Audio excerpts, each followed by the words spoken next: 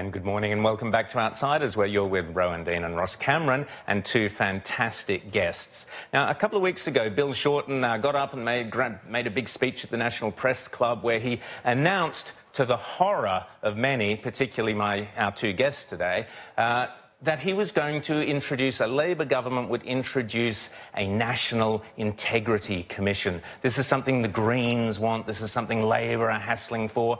And, of course, the idea, most people, the public think, oh, this sounds like a good idea to keep everyone, something separate out there that kind of looks over and makes sure nobody's doing any bad things. How good could that be? Of course, what would a body like this look like and what would its effect be? Well, here in New South Wales, we know only too well what a National Integrity Commission would look like.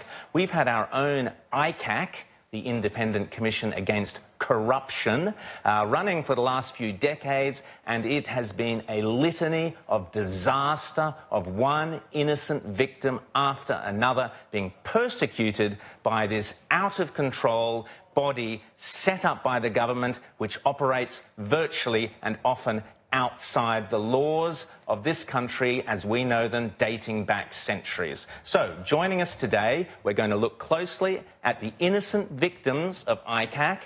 We're going to be talked through it by Chris Merritt from The Australian. Chris is the legal affairs editor at The Australian.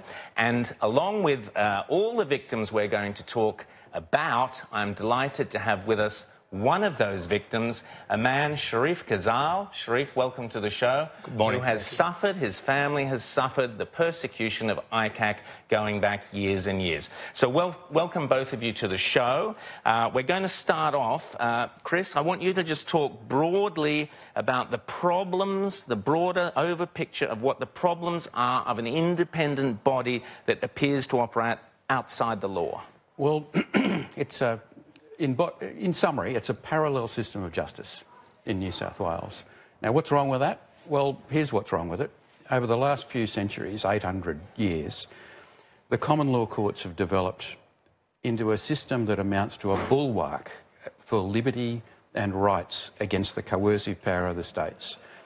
What's happened in New South Wales is 2 decades ago, the government decided it would be a good idea to have a more efficient system. So it set up an organisation that is not bound by the rules of evidence, can limit the rights of defence counsel, where its decisions are not subject to a merits appeal, which means if it makes a mistake on the merits, it's there forever.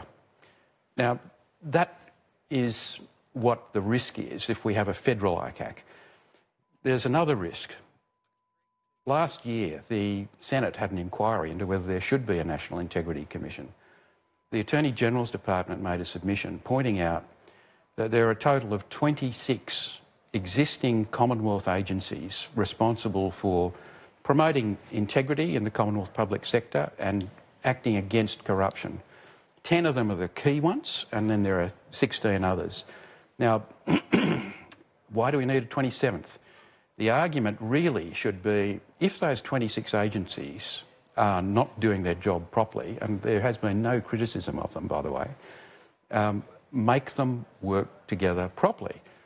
Bash their heads together, make them be more cohesive. But why should taxpayers foot the bill to create another federal institution, particularly when the Greens and Labor have both said there is no pervasive corruption problem in the Commonwealth public. So they would either create another body that's pretty similar to the 26 are already there, or, and this is what happened in New South Wales, they have to ramp it up and give it powers that even exceed the powers the police have and the normal legal system has, so that this body can, as you say, be more efficient. Efficiency is fine, but efficiency comes with a downside because you ditch all the legal protections, the right to remain silent, the presumption of innocence, the burden of proof, the level of proof. So you ditch all those things to make this body. Now, I'm going to ask you to take us quickly through all the victims of New South Wales. We've heard ADO bid and all that stuff, But that was one get, if you like, and that was on one flimsy charge.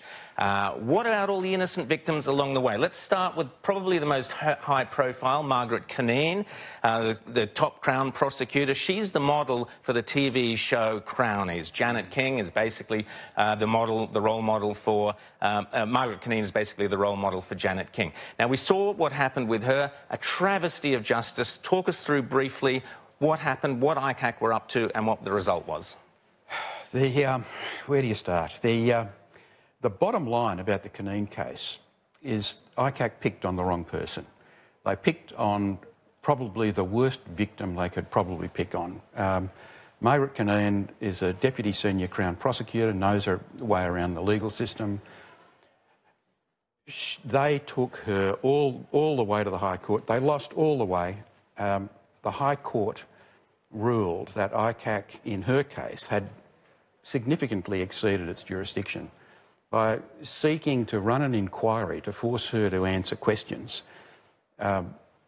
It had no jurisdiction to do that. Now, and just to remind viewers, this was the stupid case where they said that she'd told her son's girlfriend how to evade a breath test, which was complete nonsense after a car crash because A, the girl was found to be stone cold sober, B, the phone where she was supposed to have sent the text message to have this conversation was in the car that had been crashed, and there's no way the girl could have been near it. So complete travesty of justice. 2 years of that family's life ruined, smears against them and all the rest of it because of this persecution from ICAC. That's true. The Australian sent a reporter out to the crash scene after this incident happened, and our reporter came back and said, "Look, the ICAC thesis is wrong." The reporter spoke to and witnesses. An independent report said it was a grotesquerie of justice, a grotesquerie. So let's move on to the next one. Just quick, sorry, Ross. Well, I was just wanting to, Rowan, interrupt us, Dean. I was just wanting to hear the conclusion of that sentence. It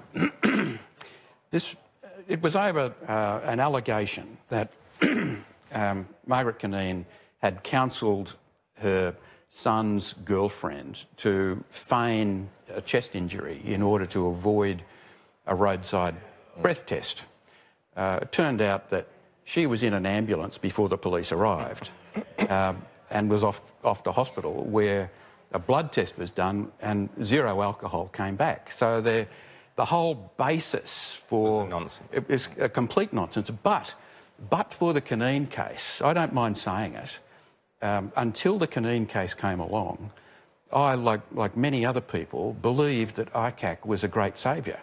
But I knew Cunneen a little bit from when she had problems getting silk because she'd had a go at the tactics used by some defence lawyers, which caused her to be blackballed for a few years. And I got to know her a little bit, and she was not a crook. So if ICAC had a go at someone who I knew was not a crook, it started me thinking about, what about all these other inquiries? OK, well, let's go through all those others. Let's look at Murray Keir briefly. Tell us the Murray Keir story. He was a former firefighting hero. Tell us the story. Murray Keir's an incredible story. He was the former State Emergency Services Commissioner of New South Wales. He used to be the go-to man when New South Wales was in deep, deep trouble, floods, fires. He was the guy. Yeah.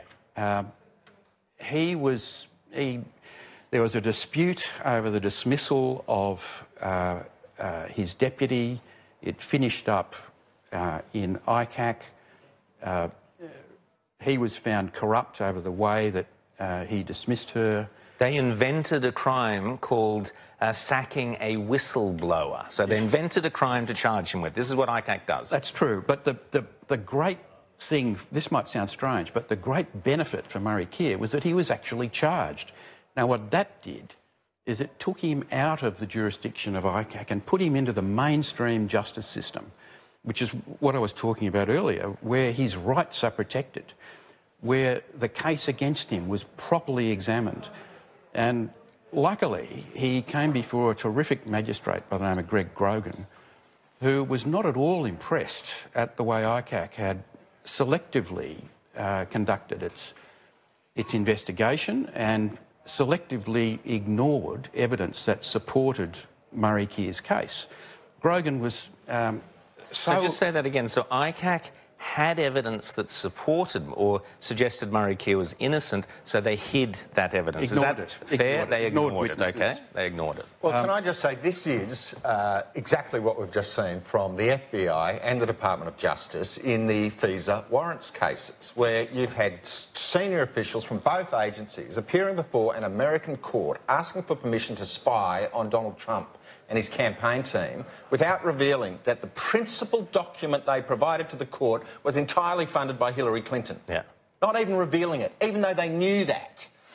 This is the rogue agency. Now, this is going to go to Charif's, directly to Charif's problem. Are we going to leave him as an adornment? No, we're not going to. Or are we going to actually ask him to say let's something? quickly, Charif, because we're going to concentrate on your whole case. Sure. But just tell us briefly your story. Well, in a nutshell, yeah. Ross and Rowan and Chris, what happened to me is a complete and utter injustice. ICAC had evidence in their possession from the get-go. There were no wrongdoing and there were no benefits and there were no favours. Like what happened in the Murray Key case, ICAC had that evidence, exculpatory evidence. They didn't even provide it to my lawyers and went ahead and had a public inquiry just to defame me and my entire family and pursue me personally to benefit an ex-business partner who they put in place as a star witness. They've taken him in as a star witness, and I had 2 legal cases against him in 2 different jurisdictions, but ICAC decided to bring him as a star witness to bring me down so he could benefit. Okay, we're going to come back to your substantial case. And also what happened afterwards to Charif is horrific. Let's go through New Coal. This is a financial joke. Now, in Australia, we like to think that property, private property, is protected by the rule of law. But in the New Coal case, it wasn't. On the strength of a report about coal exploration leases, how they were issued in New South Wales, the government of former Premier Barry O'Farrell wiped out licences that had been held by New Coal Resources, which is a mining company with international and Australian shareholders. New Coal bought that licence 14 months after it was issued. The inquiry run by ICAC was into the way the government had issued that licence. Right. It was not into New Coal. No. New Coal did nothing wrong. New Coal was a mining company, saw a resource, bought it. Then it was worth $400 million. That company was worth $400 million. After the expropriation, its capital value went down to $20 million. Now, so from 400 million to 20 million because the New South Wales government, for whatever reasons, at the behest of ICAC perhaps, said, right, bang, your licence is gone. ICAC recommended the expropriation. That's right. But they said with compensation. That's exactly right. Yeah. And Mr O'Farrell, for whatever reason, decided against that, no compensation. Now, what that meant was America has a free trade agreement with Australia. That free trade agreement guarantees American investors due process of law, guarantees their investments in Australia due process of law. That's why the Americans have confidence in Australia. So there's a decent chance Donald Trump will shirt front Malcolm Turnbull and say, when are you going to pay back our investors in New Coal? It started. There has been correspondence between the US trade representative and our federal government, and I know that the federal government has been in touch with the government of Gladys Berejiklian. I can only imagine what that correspondence says. Now, the benefit of that is if the American shareholders, thanks to the efforts of Donald Trump and his trade representative, if they get their money back, it's inevitable that the Australian shareholders who lost thousands... Well, there's a family, the Lantries, I believe, up in Newcastle. The family lost $300,000 like that when Barry O'Farrell's government announced the expropriation. And the dad actually said at the time, don't worry, they can't possibly do that. That's against the law. Well... But it happened. They lost all their money. And it was a one-off exercise. And what it shows is when governments decide to bypass due process of law, they get into all sorts of strife. Had they done what they should have done, if there was some law that New Coal was supposed to have broken, prosecute them, impose a penalty, and if that penalty means taking the licence away, a court will determine that independently. That's our due process. The results of ICAC have meant that the Americans are pissed off with us. In Charif's case, potentially the Human Rights Commission. Tell us briefly about that, how we've upset them. Charif had no option. He had exhausted all domestic remedies. This man had been declared corrupt, and because he wasn't like Murray Keir, referred for prosecution, he never got his day in court. Had he got his day in court, there would have been no argument here. But he has been denied access to the justice system by the way ICAC has been set up. So this is, can I just say here, this is like our galaxy has a black hole in it, which sort of sucks matter, is a source of gravity. Now, ICAC has created a black hole into which Charif has fallen, and there's absolutely no way to get out. That's right. Because they say they just brand him in public as a corrupt person, a corrupt family, yet they don't have the evidence to mount a case in any court where he can defend his reputation. Now, I say that sucks. And what's worse, Ross, is when the High Court rules what ICAC had done by operating beyond its legislation, its powers, the government of New South Wales overnight introduces a retrospective law by former Premier Baird to protect the wrong of ICAC.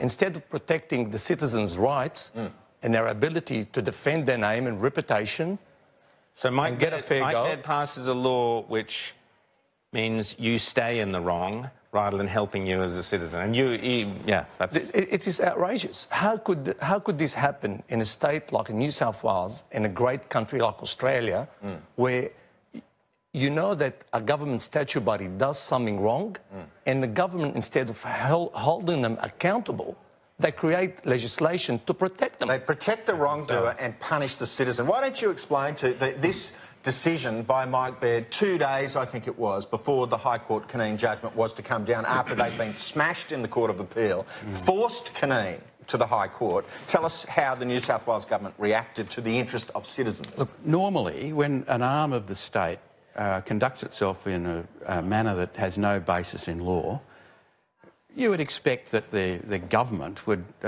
say that's a terrible thing and launch an investigation to see how that happened and hold the people responsible, bring them to account, expose them. That didn't happen. The way the New South Wales government reacted to the Caneen decision, which didn't change the law, by the way, all it did was identify the fact that ICAC had been applying the law in the incorrect manner. It didn't understand its own legislation. It didn't understand the limits on its own jurisdiction. So that meant that a number of its investigations and reports had no basis in law. It meant that a number of people were about to jump into court and get a court order striking those findings down and potentially suing the pants off the ICAC and the New South Wales government.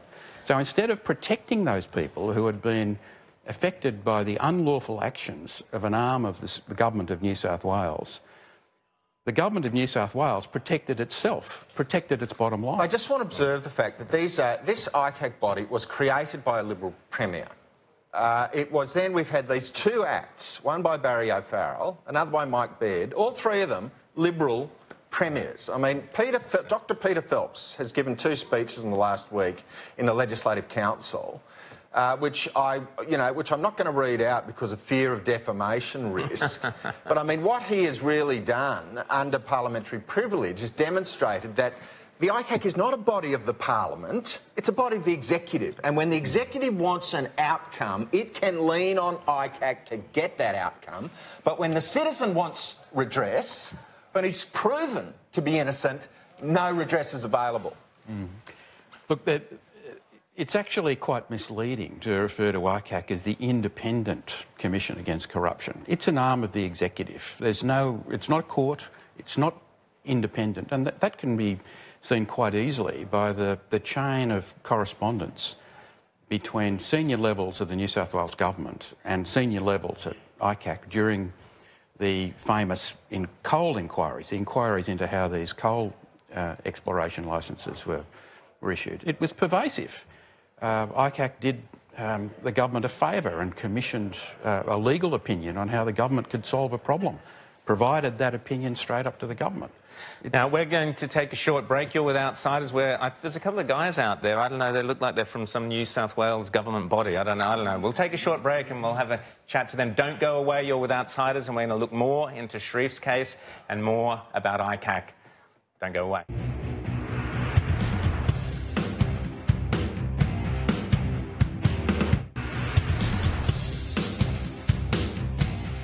Ladies and gentlemen, welcome back. You're on Outsiders with Rowan Dean, Ross Cameron, Charif Kazal. Great to have you with us. Thank you. And Chris Merritt from The Australian. A lot of people say that when referring to the Earth, it should be referred to as the Earth-Moon system because the Earth can't really be understood without an understanding of her solitary moon.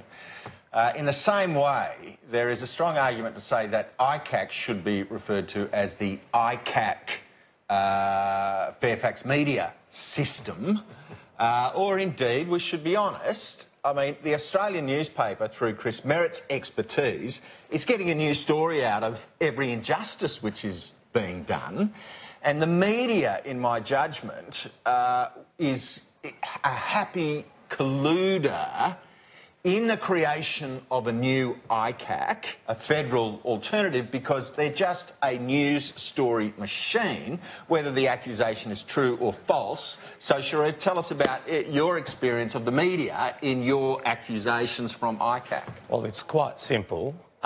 It's horrific what happened to me and my family as a result of a former Sydney Morning Herald journalist, Linton Besser, by printing lies on the front page of the paper without contacting myself or anyone in my family to level those allegations against us, to give us the right of reply.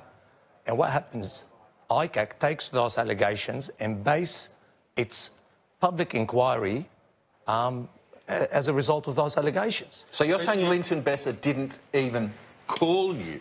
No. You're saying you discovered the story on the front page of the paper? I woke up on the 1st September 2010, splashed all over the Sydney Morning Herald front pages, whether here, Melbourne, everywhere around the nation, with baseless, vexatious and poisonous commentary towards me and my family having obtained all these rights in the rocks for some sort of favours that we provided to somebody or for $1. They were baseless, they were vexatious, and they were malicious. Your family had worked for 25 years in the rocks, built up your business. Absolutely. We were there for the last 25 years. Every single lease, as identified by ICAC, were acquired through legal, proper means. There were no favours, there were no benefit, and there were no corruption. Well, look, we don't have Linton Besser here to defend his side of the argument, but it does seem to me extraordinary that then on that basis of an uninterrogated story with no opportunity to defend, which is exactly what we saw, again, in relation to the FISA warrant case in the US, there was no opportunity presented to put the alternative case. But tell us about your view on the relationship between media and corruption bodies. Well, I'll stick to the facts. The facts are these. In David Ipps' report, Vesta report, which covered Charif's matter, he says explicitly that one of the two reasons for launching that inquiry was a series of articles in the Sydney Morning Herald asserting that Charif's business interests received favourable treatment from a public servant. Eventually, when all of ICAC's evidence went to the DPP looked at this and didn't mention the Sydney Morning Herald, but said there is no evidence of favourable treatment by anyone for Mr Kazal's business interests. So this is the New South Wales Department of Public Prosecutions, presented with the material, said there's nothing in it. That's right. And this happened 5 times, didn't it? 5 times. 5 times ICAC said, no, no, no, and went back again and said, here's our evidence, he's guilty of corruption. 5 times the Department of Public Prosecution said, this is rubbish, there's nothing in it. That's exactly what's happened. The problem, it's a structural problem. ICAC has been set up like a parallel system of justice. It's not bound by the rules of evidence. Yet, it is supposed to prepare matters for the DPP, and the DPP is part of the mainstream justice system bound by the rules of evidence. That explains why a number of matters that ICAC gets, where ICAC makes adverse findings over, never see the inside of a court. The DPP takes a look at it and says, well, yes, thank you very much, and that's the end of that. So can we just pick up on Charif? So here you find yourself, you open the new paper, there's all this stuff about you, you rush off to a lawyer. How do you defend yourself? What happened next? Obviously, you get legal advice. Lawyers promise you the world, we'll get you this, we'll get you that, but we all know New South Wales defamation, compensation is capped, so they can defame you all day long, and the maximum you'll get is $250,000. You spend $2 million to get $250,000. So you're already starting from, a low end. But you try to do all of that. You try to put things in place to protect yourself and your interests and your family and your name and so forth. And then you continue to be attacked till you front up to ICAC, and they say on the second day that no wrongdoing, no favours, all the lists are above board, so why are we here? So they then change the term of reference to suit them so they can get their predetermined outcome. And what makes it worse, what I know now from the acting inspector's report into my case, the investigation that took 2 years, is when the DPP told Commissioner Ip and ICAC there were no wrongdoings by Kelly, the public servant, Mr. Kelly, who was slaughtered by this, ridiculous and horrific inquiry. Then what the ICAC and Commissioner Ip say, don't worry about Kelly, just pursue Kazal. I'm not a public servant. I'm not a politician. I've not received anything from the public service. So they say the public servant didn't do anything wrong. So ICAC accepted this and said, forget about him, let's go after Kazal. Which can we say, Nick Griner's second reading speech on the creation of ICAC, where he addresses the risk that the agency would go rogue and just start picking out victims and going after them in this completely arbitrary way from something before the Magna Carta.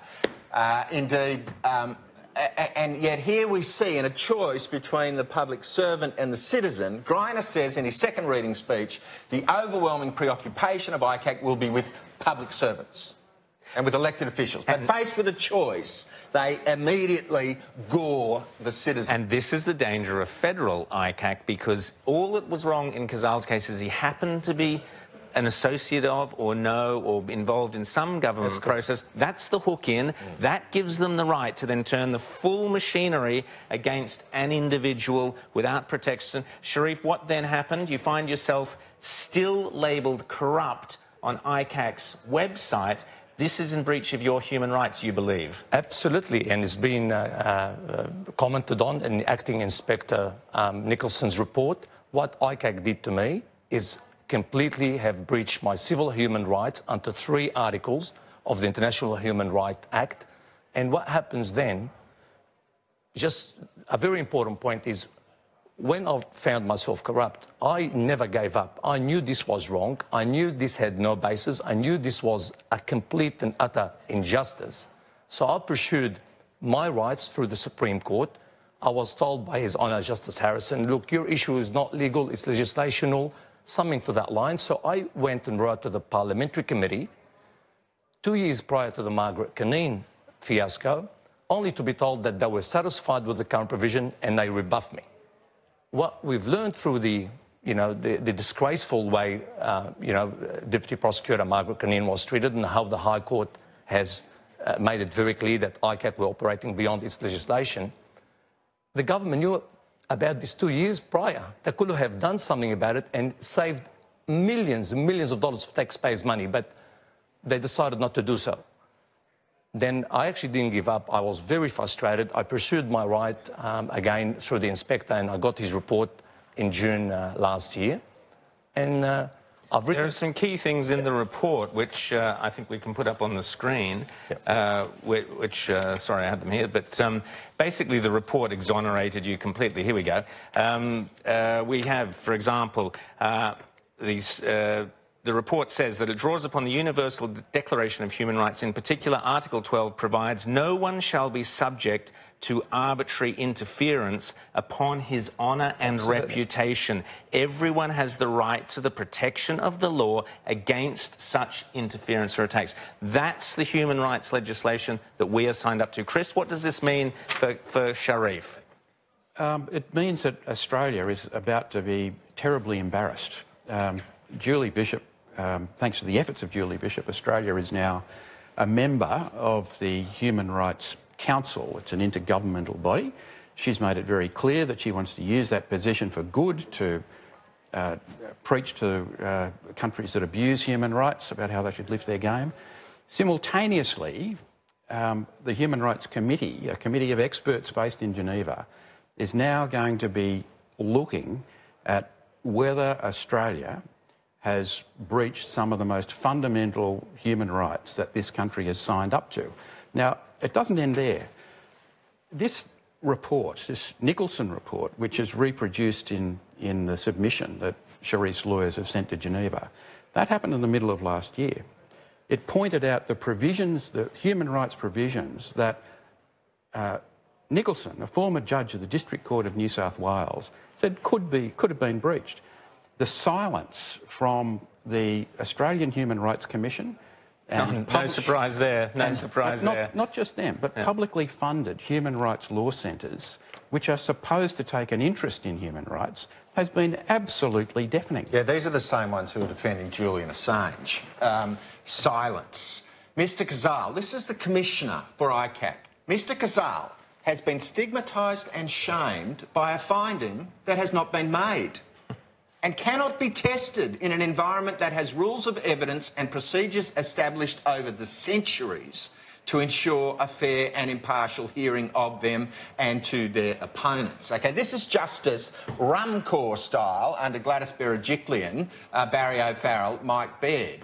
That finding having been made leaves Charif Kazal with a stain upon his honour, reputation and his right to be considered as a person of good character with no means at law of being able to retrieve or recapture those qualities. I just want to tell you, Charif, we honour you. Thank you. OK, we appreciate what your family's done over 25 years of business in this country. Thank you. We accept the fact that you have been strung up and hung out to dry by a court which is rogue, out of control. It's not a court. It is it's a bully boy, bash 'em up, crash 'em out, assertion, innuendo, rumour and smear. It's got nothing to do with the law, and we apologise on behalf of citizens, even if the government won't apologise. Well, the government won't even meet Charif. Gladys Berejiklian, you've written repeatedly. We've got letters saying no, not really interested. Chris Merritt and Charif Kazal, thank you both so much for today. There's many, many more cases. Mike Gallagher, Craig Rainley, the Jeff McAvoy. The list goes on. Andrew Poole. The list goes on and on. The point is, if we get a federal ICAC, a federal National Integrity Commission that Bill Shorten and even Malcolm Turnbull are toying with, you can look forward to many, many, many more victims like Charif Kazal. Charif? I'll just say one last point. I believe in a strong ICAC, but any government statute body must be held accountable. They cannot be above the law. And what happened in New South Wales is a chapter of shame. It requires immediate leadership to sort out the mess and restore the faith in the justice system and restore the pain and suffering and assist the victims that have been suffering for many, many years. Quite right. And that won't be rectified until your name is scrubbed off ICAC's website and the word corrupt. You're with Outsiders. Don't go away. We'll be back in a tick. Thank you both so much. Thank you.